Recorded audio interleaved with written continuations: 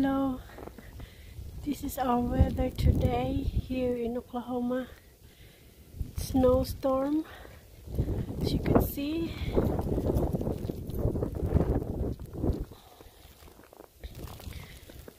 It's already like past 2 p.m. today, and it's Sunday,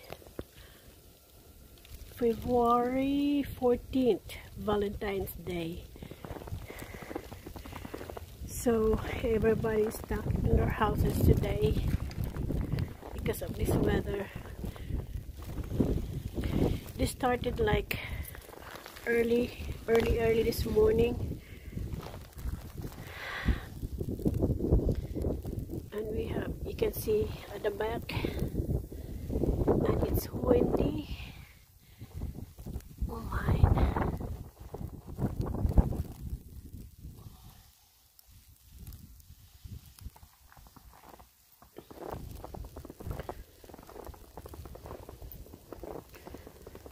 And I think we have already about, I'm not sure, but I think we have already like 4 to 5 inches of snow,